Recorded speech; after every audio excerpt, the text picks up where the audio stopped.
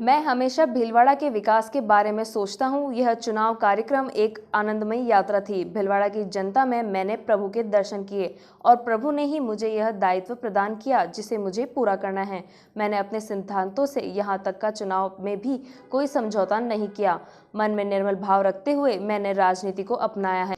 यह विचार नवनिर्वाचित भीलवाड़ा विधानसभा विधायक अशोक कोठारी ने मुख्य अतिथि के रूप में वरिष्ठ नागरिक मंच द्वारा आयोजित सम्मान समारोह में एक मासिक बैठक में व्यक्त किए। मंच द्वारा सुनील जागेटिया, कन्हैयालाल स्वर्णकार का भी इस अवसर पर स्वागत किया गया।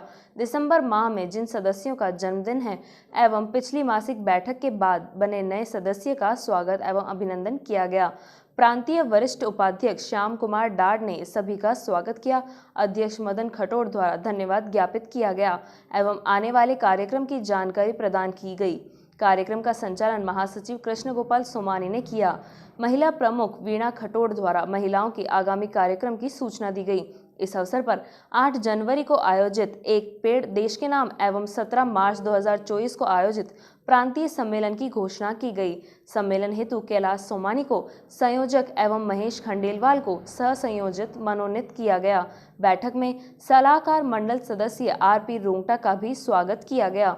कार्यक्रम में भवानी शंकर शर्मा, रामपाल शर्मा, सुरेश पटवारी, योगेंद्र सक्सेना, द्वारका प्रसाद अग्रवाल, रमजान मोहम्मद अंसारी, GL गुप्ता, सत्यनारायण भट्ट, नवरतन चौधरी, राजकुमार पाटनी, जतन हिंगड़, मंजुलता भट्ट, विजयलक्ष्मी सोमानी, शकुंतला बाफना, सरिता पाटनी, निर्मला लखोटिया आदि सहित 200 सदस्य उपस्थित थे।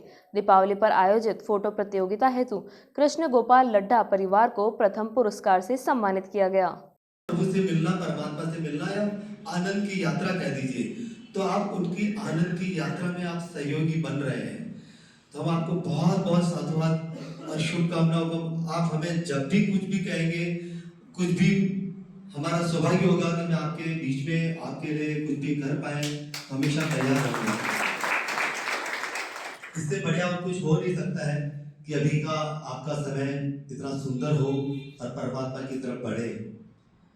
आप सभी ने जो कहा हमारे बारे में वो ऐसा कुछ भी नहीं है। हम एक सामान्य से व्यक्तित्व है। हमारे पिताश्री कहते थे कि हमारे खेत का लगान भी नहीं था और वो भी अपन यहीं से, पर उन्होंने पूरा नीति और न्याय के साथ व्यापार किया। कहते थे हम समाज से लेते हैं, समाज को भी लौटाना होता है। और जो भी कुछ कर रहे हैं तो हमें कभी कुछ लगा नहीं कि हम और किसी के लिए कर रहे हैं। मुझे पूछा रोंगटा साहब ने कुछ आपका, तो मैंने कहा कुछ भी नहीं है। जो कुछ करते हैं हम अपने आनंद के लिए करते हैं। तो ये सब आपने जो बताया वो ऐसा कुछ भी नहीं होता है, अपने आनंद की यात्रा है और व्यक्तिगत कुछ है नहीं है, सब कुछ यही से लिया गया है।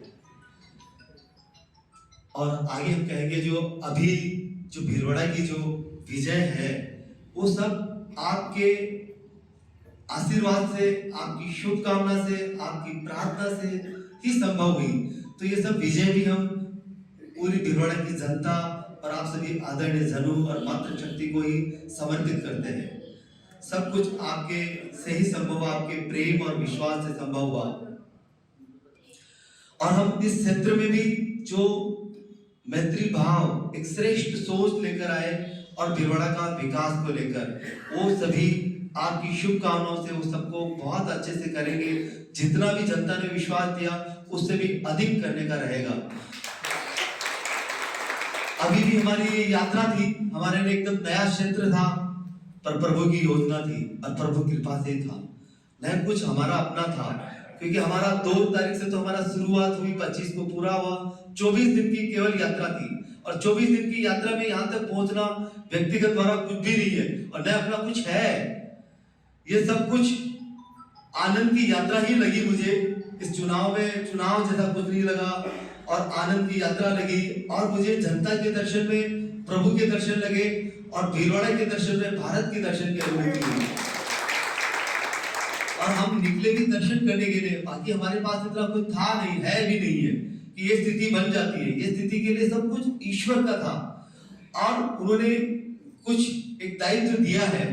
उस दायित्व को पूरा करने के लिए तो हम इस क्षेत्र में पहले भी कहा था हम अच्छी सोच लेंगे। तो राजनीति क्षेत्र में सभी कहते हैं संभव नहीं है, इसमें सब कुछ साम दाम दंड भेद रहता है, पर हमने अपने कहीं पर भी अपने सिद्धांतों के साथ और सत्य के साथ कोई समझौता नहीं किया।